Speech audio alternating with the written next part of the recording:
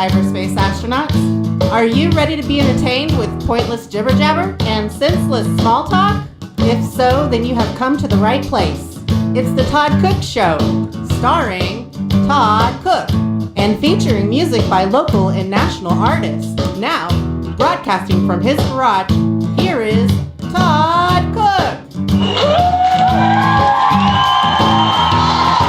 Hello there, cyberspace astronauts. Welcome to my podcast. I am here, you are here, I am talking, you are listening. This is the Todd Cook Show. I am Todd Cook. Thank you very much for taking the time to listen to this program.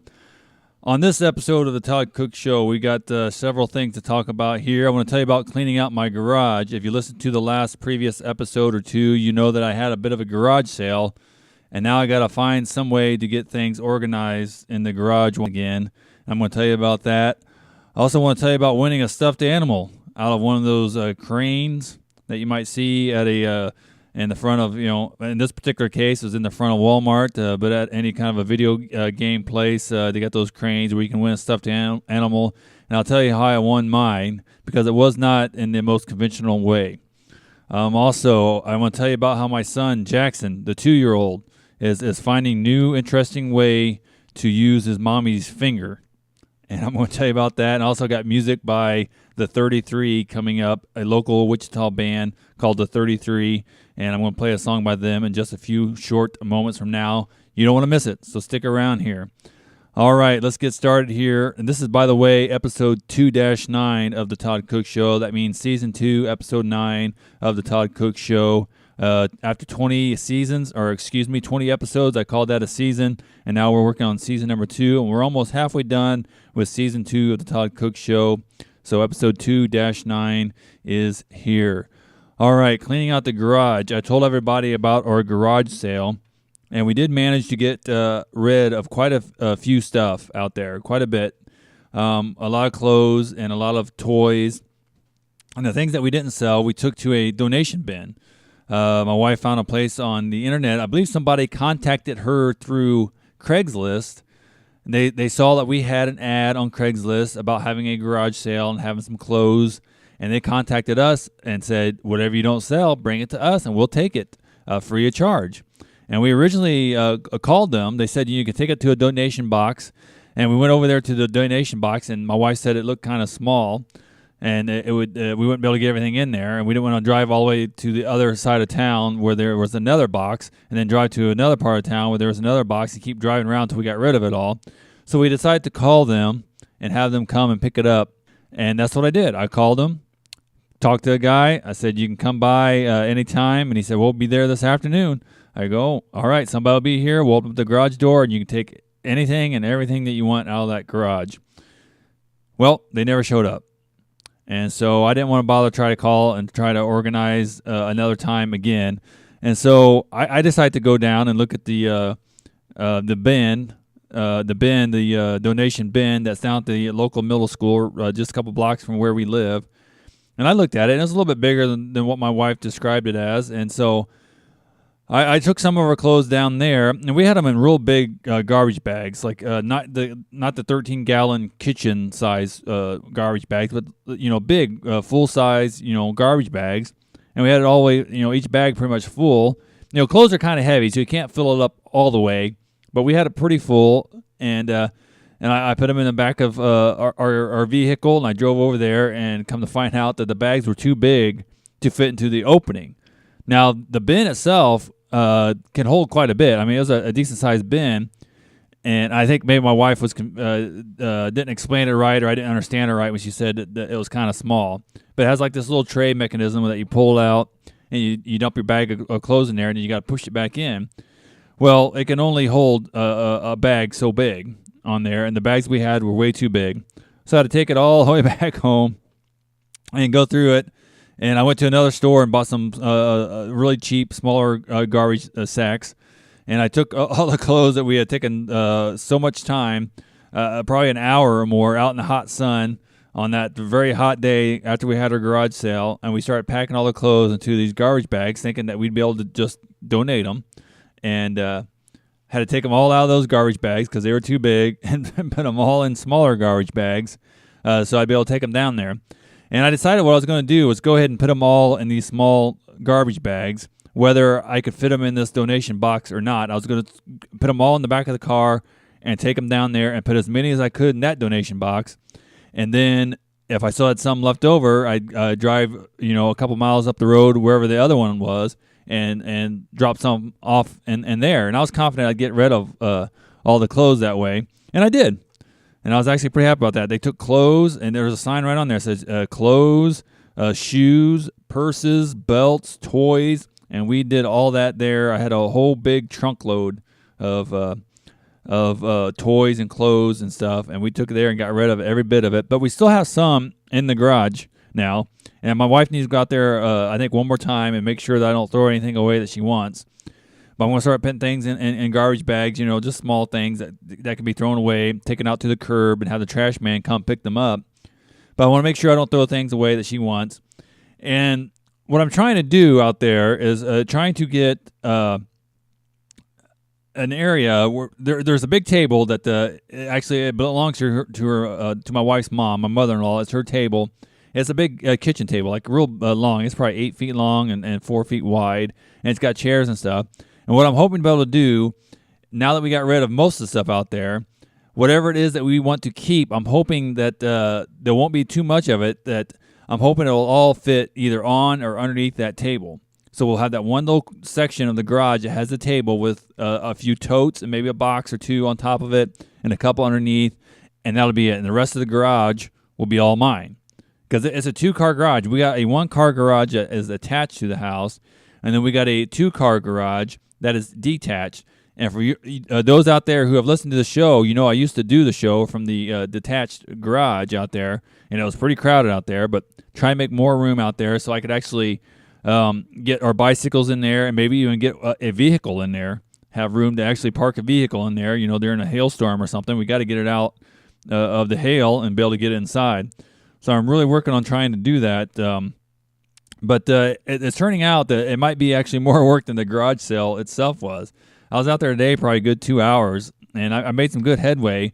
It's just a matter of moving things around, getting the trash out, and moving the things that you don't need in there away, and moving the things that you do in, and trying to get it all organized. And I got probably half a dozen or more empty totes now since we got rid of all these clothes that we don't need, and there's stuff sitting around that we want to keep, but they need to be put in these totes. So it's going to take a little while. And the hardest thing is breaking down those stinking cardboard boxes. I worked many years at a grocery store on the third shift stock crew, so I'm really good at breaking down boxes just as far as, getting the tape off of them and flattening them out. But we had a lot of big boxes, and I didn't want to just take it out to the curb, so I'm trying to get them. I got these big, heavy-duty, they're called contractor garbage sacks. They're like 55-gallon. They're really huge garbage sacks. I mean, I could put it over my head and almost cover my entire body all the way down to the ground. And I'm trying to fill this up with these cardboard boxes. And like I said, you fold them down, and that's not enough. You got to take I had my standing knife, and I'm going through and I'm cutting these things, and cutting this off and that off, and trying to fold it over and stepping on it and crushing it down. Ugh, I was sweating out there, and it was actually a pretty decent day. It rained most of the day, and there was a good cloud cover, so it was only like 70 degrees. But I'm out there sweating, wrestling around with these boxes, and so I'm just hoping that once it's all done, that'll be well worth it. And I'll be able to go out there to that garage and see that big open space out there, and know, like this fall coming up, we sometimes like to have a little party out here. And there's been a couple times, Halloween actually, we had a Halloween party out here, and that having that open garage space out there is nice. Especially if it's raining or something, or if it's a little windy, people need to get out of the wind, or just be able to have all the food in there. So you don't have to worry about the the wind blowing the food around a little bit and the napkins. It's just nice to have that big open area, so I'm hoping it's going to work out. I'm hoping it's going to be worth the effort that I'm putting into it. But I really just wish I lived out in the country. I would just take those boxes out there and just stack them up and just burn them. Just watch the smoke up into the air. These little particles of what used to be cardboard just floating off into the atmosphere. That'd be the best way to do it. But I do not live in the country. I cannot burn stuff here, at least not stuff that big. And so I'm just going to have to keep breaking it down. I'll go out there again probably tomorrow night and try to finish it up. All right. For everybody living in the Wichita, Kansas area, I got a commercial for you right here, so don't go away. You're listening to The Todd Cook Show.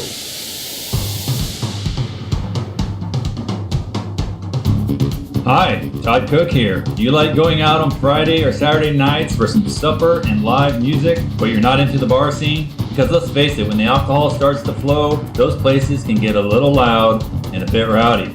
Sometimes to the point that it becomes difficult for you to enjoy your food or the music. Do you wish that there was a place that had good food, good music, but a less distracting atmosphere? A place that you can enjoy the food and the music, but still get home at a decent hour? Well, that place does exist, and it's right here in Wichita on the corner of Douglas and Hillside, or 110 South Hillside to be exact. It's called The Kiln. They have live music every Friday and Saturday night starting at 7 p.m. and ending at 9. The Kiln is a Christian-ran, non-alcoholic establishment that operates solely on donations. And they always have great food and great entertainment.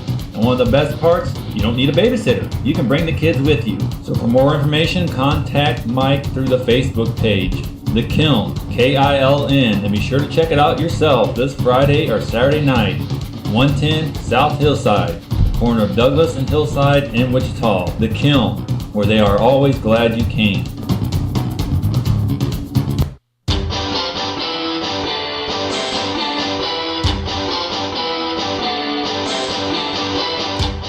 The Todd Cook Show at gmail.com is my email address. The Todd Cook Show at gmail.com. Feel free to write me anytime about anything.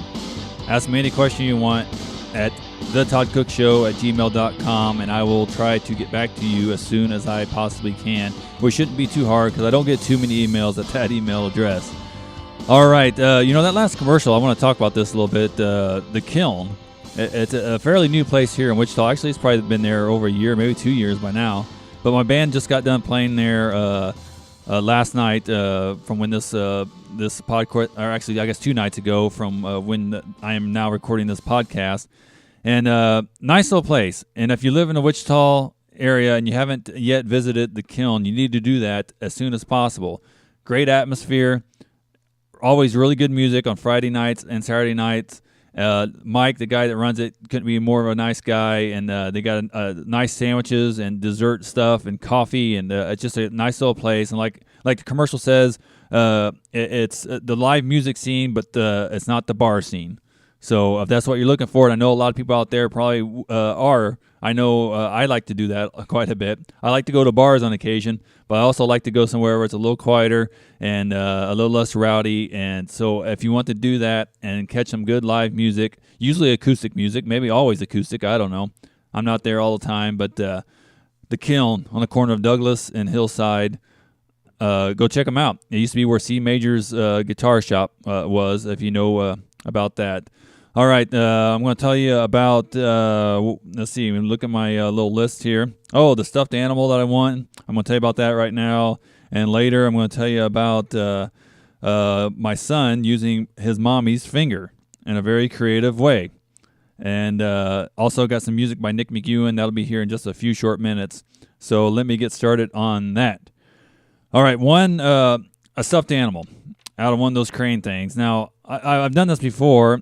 Sometimes I think I spent a couple bucks, $2, maybe $3 before to get one. And there's different machines. Some of them cost, a quarter, and you just get this little bitty tiny stuffed animal. Some are 50 cents, and you get your average stuffed animal. Well, this one that I went to, which was at Walmart, it was $1, but you get a very large stuffed animal. And I had one at the same machine once before. Not too long ago, a few months back, actually right after my wife and I found out that she's expecting a baby girl. We stopped at this Walmart to do some baby girl clothes shopping because I told my wife, if it's a girl, we'll go shopping right away. So that's what we did. And on the way out, I see this machine there, and there's this big purplish, pinkish gorilla, and it's sitting right on top. And I'm like, all you got to do is put $1 in there, and I'll probably get that first try. And I did. Very first try. Put $1 in. I get that big purple pinkish looking gorilla. And I said, that's for my little baby girl. When she's born, this would be her first stuffed animal. And took it home. Well, today we happened to be there at that same Walmart again. And I was like, well, I had good luck with this crane machine once before. I'll have luck with it again. And got $1. Stuck the $1 in there. There's this big blue, almost looked like a polar bear, but it was kind of blue. I think it's a bear of some sort. And it was sitting right there on the top with its head sticking up. It wasn't stuffed down in between any other stuffed animals. It was right there on top, ready for the taking. Put the $1 in, direct the crane over, right over its head. Go around the side of the machine, look inside the glass from both angles. Looks perfect. Push the little button. Claw goes down, grabs the head, and starts lifting it right up. And it comes right over and gets right to the edge, and then it gets caught on something and falls off the hook right before it gets to the hole. And it's literally balancing on the edge of the stuffed animals and the hole that it needs to fall in for me to win. It's right there just balancing. So now I know, okay, I already spent $1, but like I said, this is a big stuffed animal. You go anywhere, this stuffed animal is going to be at least $5, $6, maybe $10 or $15. It's a big stuffed animal. So let's do another $1. My wife gets out her purse. I get out my wallet. I don't have $1. She doesn't have $1. And it's right there bouncing on the edge. So what are you going to do, walk away and let somebody else win my stuffed animal? No. My wife said, go out to the car. See if we got some quarters out there.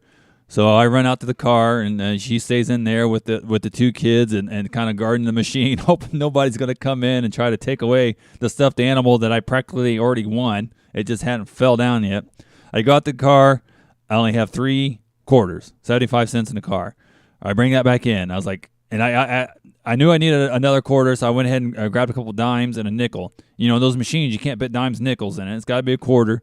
And so I run up to the checkout lane, actually the self-checkout lane, and there's a guy standing there, and I just want to get a quarter. I got 2 dimes and a nickel. I'm going to ask him for a quarter. And, of course, since it's Walmart, I got the best customer service ever. I held my 2 dimes and my nickel up and said, I need a quarter. And he took them from me, never said a word. I don't think he even made eye contact with me. And he set the quarters down by his register. And that's all. And I'm standing there kind of looking around. And at some point I kind of realized, well, maybe he needs to wait till somebody makes a purchase. So at a certain time he'll be able to open up the register. He can't just do it anytime. It's got to be after, right after a purchase has been made or something like that. But he never says anything. Doesn't explain anything to me. Doesn't say, you have to hold on just a moment. It'll be just a second until I get this. And I'm standing there, and from where I'm standing, I can see my wife out there by the machine. And I'm just waiting for some kid come up there. Oh, look, that stuffed animal is bouncing right there, $1, and I can get it. And then, my wife can't say, oh, no, we're holding this. I don't think you can, save. You can save a seat for somebody at a theater, but you can't save a crane machine just to prevent somebody else from winning something that you feel that you've already won. It just didn't fall in the hole. Anyway, for whatever reason, this guy doesn't say anything and just kind of sitting there. And eventually, like I said, I thought he was waiting for somebody to make a purchase and at a certain time, where he could open up the register. But I didn't see any signs of that. All I know is that at some point he finally just opened up the register and gave me a quarter. And I go running back over there. And all right, here we go. We got 4 quarters. I'm sticking 1 quarter in, 2 quarters in, 3, 4. Get the little red light going. Move the crane over, right where it needs to be. Check from both angles. Hit the button. It goes right down, grabs the animal just perfectly, takes it right over to the top of the hole, and just freezes. It doesn't release the animal. I don't know. Normally, you can't keep the claw to hang on to the animal. They'll pick the animal up and then drop it. Or as it's moving around, it just kind of slides out. Usually the hardest part is keeping the animal in the claw. This time I couldn't get the animal to come out of the claw. It's right over top the hole. I've won. I thought, but it would not give it up. And now I'm like, okay, do I want to spend $3 on this? And even then, I don't know what I would do. Just push the button again and hope this time it just opens up the claw. I wouldn't want to move it because it's over the hole. It's got the animal right there in the claw, but it won't drop it. And me and my wife look at each other. I was getting ready to get my cell phone out and take a picture, to post it on Facebook because that's what everybody does nowadays. But my wife starts shaking. I shook the machine a little bit, and I was kind of looking around, make sure nobody would see. And she shakes it a little bit. And at some point, we're just about ready to give up. And I look around. Nobody's walking. I'm going to give this a good little jolt. And I grab it by the side, the top corner, both hands, and I give it a little shake there. And finally, the stuffed blue bear, falls down into the hole. But what a tragedy that would have been to spend $1 and have it come right over to the edge where it's about to teeter-totter and fall right into the hole, but no, wouldn't fall in. Spend another $1 on it and have it bring it right over top the hole, but then not release it.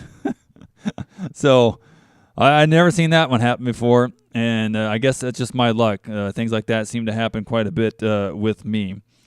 All right, let's play a song here. I'm going to play a song by a band called the 33, formerly known as Nick McEwen and the 33, but they dropped the Nick McEwen part. But Nick McEwen is the front man for this band, and they've been around for a little while here in Wichita. They've even been on the local news station a couple times, I believe. I'm going to play a song by them right now. I played this once before, a long time ago. It's called I'll Be Around. So look them up on iTunes. Look up Nick McEwen on iTunes and the 33. Like I said, right now they're just calling themselves the 33. And the song is I'll Be Around here on the Todd Cook Show. And I just pushed a button, but nothing's happening. Let me try this once again. Oh, I see what's wrong. Let me turn this up here. That's why I was getting confused there, because I knew something wasn't quite right, and I went ahead and tried to push the button anyway. But now we got it. The 33 with I'll Be Around on the Todd Cook Show.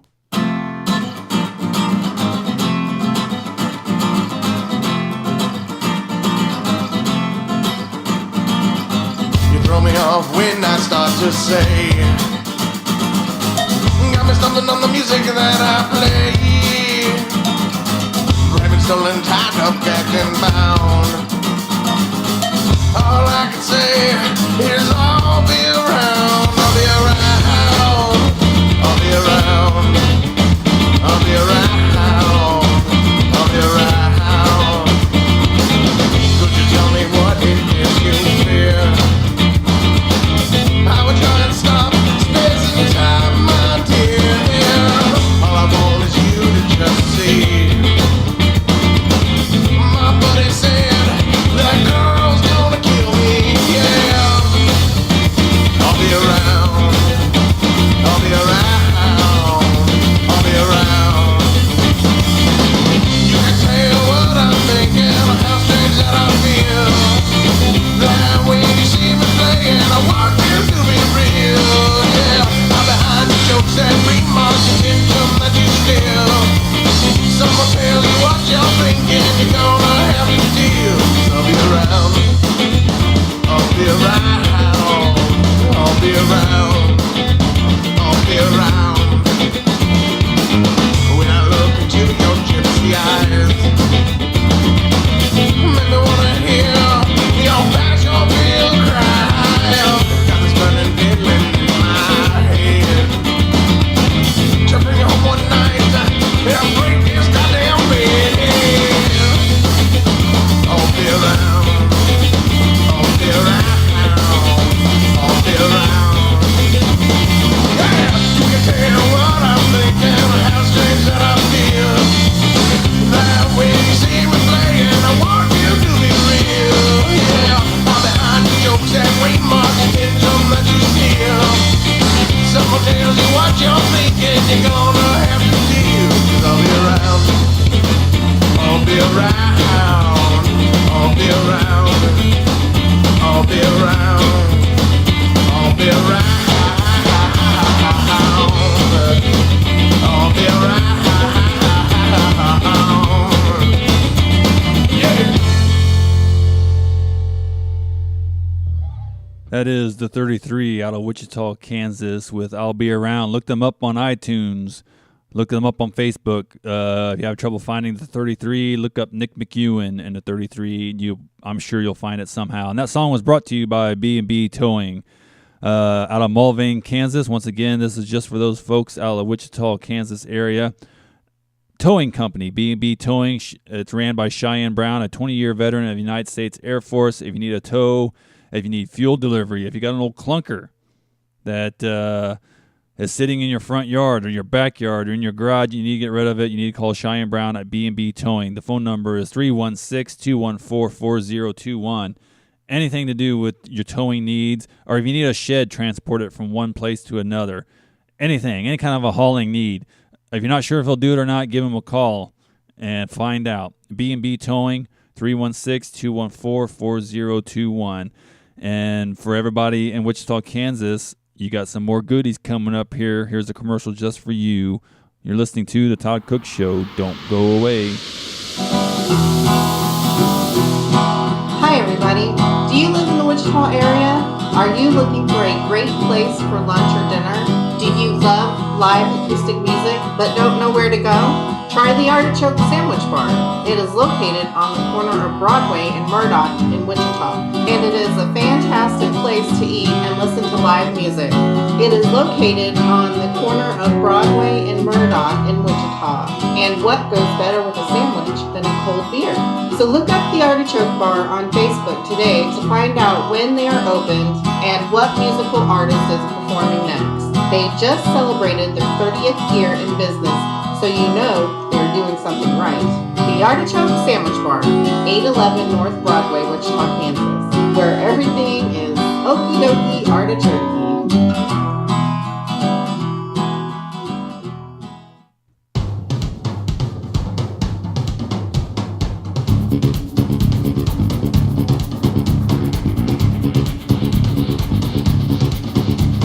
All right, I am back.